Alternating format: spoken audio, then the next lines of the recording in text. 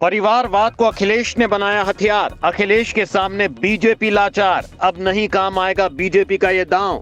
अखिलेश ने बता दिया अपना आने वाला नया पड़ाव। बीजेपी को घेरने के लिए अखिलेश यादव ने बड़ा काम कर दिया है। जो बीजेपी सोचती थी कि अखिलेश यादव से कुछ नहीं होने वाला है, शायद वो गलत थी, क्योंकि अखिलेश यादव ने जो काम किया है वो कोई दूसरा नेता नहीं कर पाता। इसीलिए अखिलेश यादव की इस मुहिम से बीजेपी घबराई हुई है। बीजेपी के नेता अखिलेश यादव पर परिवारवाद का आरोप लगाकर वोट अपनी झोली में डालते हैं। ऐसा एक बार नहीं बल्कि जब जब चुनाव आया है परिवारवाद का नारा हाई रहा है। लेकिन बीजेपी ने अपने इस नारे में हमेशा से अखिलेश यादव को टारगेट पर रखा है। लेकिन अखिलेश यादव हर बार बीजेपी के इस जाल से निकल जाते हैं। अब की बार लोकसभा का चुनाव है, हर दल अपने अपने तरीके से प्रचार में लगे हैं। खींचतान का दौर जारी है। ऐसे में बीजेपी के नेताओं के खिलाफ और बीजेपी के इस एजेंडे की अखिलेश यादव ने काट निकाल ली है। अखिलेश यादव ने जो फॉर्मूला निकाला है कि बीजेपी के दिग्गज नेताओं के पसीने बारिश के मौसम में भी निकल रहे हैं, क्योंकि सियासी बिसात बिछ चुकी है। तो अब की बार अखिलेश यादव पीछे कहां रहने वाले थे। जिस परिवारवाद के बहाने बीजेपी ने अखिलेश यादव पर अटैक किया, जिस परिवारवाद के बहाने बीजेपी ने यूपी में वोट बैंक को बटोरा, एक दिन ऐसा होगा कि उसी परिवार से अखिलेश यादव बीजेपी को ऐसा घेर लेंगे, ये किसी ने भी नहीं सोचा होगा। यहाँ तक कि बीजेपी को भी यकीन नहीं होगा कि अखिलेश यादव इतनी बड़ी प्लानिंग कर सकते हैं।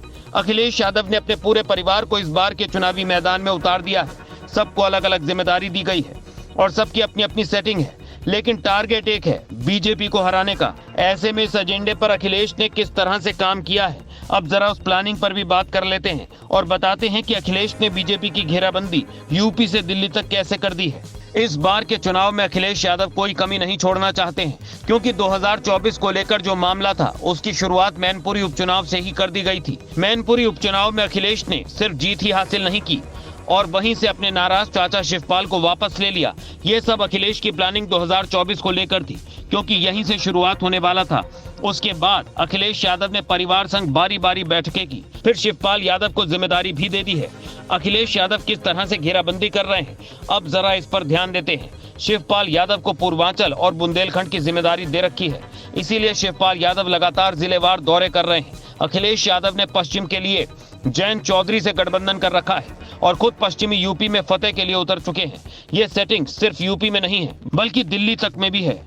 दिल्ली में अखिलेश यादव ने बड़ी प्लानिंग की है और मोदी सरकार को घेरने की ठोस योजना बनाई है। लोकसभा में बीजेपी पर सवालों की बौछार करने के लिए डिम्पल यादव उतर चुकी हैं, तो राज्यसभा में रामगोपाल यादव ने मोर्चा संभाल रखा है। मतलब अखिलेश का संदेश साफ है, जिस परिवारवाद के बहाने बीजेपी घेर रही है उसी परिवार को हथियार बनाकर अखिलेश यादव मोदी सरकार के खिलाफ कूद पड़े हैं। अखिलेश यादव की इस रणनीति से बीजेपी परेशान और टेंशन में है, क्योंकि इस बार यूपी में बीजेपी के सारे दांव फेल नजर आ रहे हैं। शिवपाल यादव की रणनीति यूपी के 2 इलाकों में चल रही है। अखिलेश यादव जयंत के साथ पश्चिमी छोर पर डटे हैं, तो दिल्ली में डिम्पल और रामगोपाल यादव मौजूद हैं। वहां विपक्षी एकता में भी अखिलेश का बड़ा रोल है, क्योंकि अखिलेश यादव विपक्ष की तरफ से यूपी का प्रतिनिधित्व कर रहे हैं, जिससे साफ हो गया है कि 2024 में होने वाला मुकाबला जोरदार होगा। क्या अखिलेश यादव का ये प्लान सफल होगा?